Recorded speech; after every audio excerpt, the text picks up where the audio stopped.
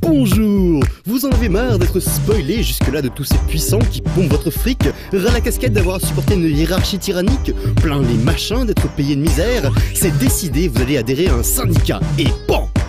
Oui, mais alors que faire durant vos heures supplémentaires? Bienvenue dans Temps Perdu! Bientôt les fêtes, sauf en cas de rediff bien sûr, et ceux d'entre vous à qui il restait suffisamment de sous pour célébrer ça en famille vont s'en mettre ras le bide, plein la panse et plein d'autres trucs tout en faisant exploser leur ceinture. Très bien. Mais vous êtes-vous un jour demandé d'où provenait toute cette profusion de nourriture et de friandises? Avez-vous conscience des conditions terribles qu'il leur aura fallu traverser pour arriver dans votre gamelle? Et je ne parle pas que de la volaille, hein, les marrons. Vous y avez pensé aux marrons? Glacés, grillés ou je ne sais quoi d'autre dans la tronche. Regardez, Fisher Diver par exemple. Vous êtes un plongeur qui rêve de faire carrière dans la pêche sous-marine. Alors vous plongez, vous tirez sur de la poiscaille en essayant de ne pas trop l'abîmer, et hop, retour au port pour revendre le fruit de votre travail. Avec tous ces sous, vous achetez un nouvel équipement et hop, le lendemain, replouf. Sauf qu'au bout d'un moment, on commence à aller de plus en plus profondément et c'est là que l'on fait connaissance avec des monstres sous-marins. Alors on s'approche, doucement, délicatement, et mais c'est qu'elle nous a mordu cette cochonnerie! Bon, mis à part ça c'est très bien, Super Space, ça réserve plein de surprises et tout ça, mais surtout ça nous rappelle qu'après tout, on en revient toujours à la même question existentielle, manger ou être mangé. Ouais, et Moby Dick, bah c'est pareil! Bah ouais, à choisir, elle préfère se taper du marin plutôt que de finir en tube.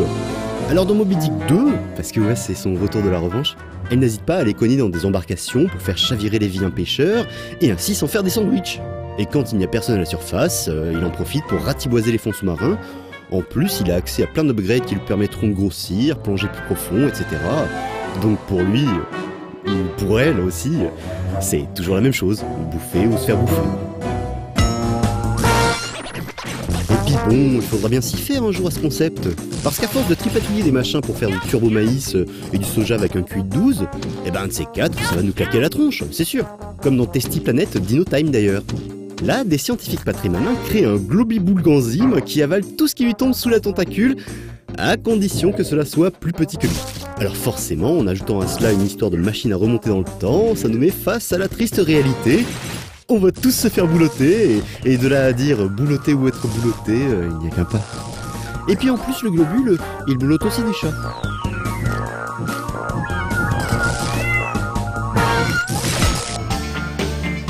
Les chats d'ailleurs, ça mange n'importe quoi. Et heureusement parce que je commence à me demander à quoi me servaient les miens. Mais Starclose nous donne la solution. Les chats, ça mange les extraterrestres. et rien à faire qu'ils soient venus en paix, hein. Nous on est bien restés en guerre. Alors, comme vous pouvez le voir, il suffit d'ouvrir et de fermer des bidules, tout en utilisant des canons à chat et des lasers ariens pour que nos minous finissent par entrer en contact avec les E.T. précités. Et donc, c'est la vie, là, quoi. Du coup, les E.T., ils avaient peut-être pas faim, mais maintenant ils le sauront. Pas manger, mais se faire manger quand même, tant pis pour eux.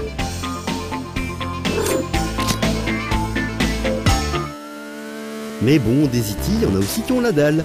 Comme ceux d'OVNI par exemple.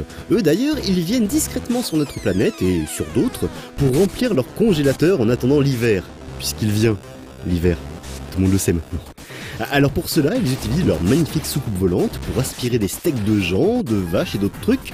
Alors bon, bien sûr, c'est pas évident vu que sur leur planète, c'est aussi la crise de l'énergie et que du coup, ils ont pas beaucoup d'essence. Alors forcément, il faut faire attention et ça prend du temps. Et au-delà de savoir s'ils vont digérer ou être digérés, je pense qu'au moins eux, ils savent qu'il ne faut surtout pas oublier que pour gagner plus, jouer plus. Et bon appétit.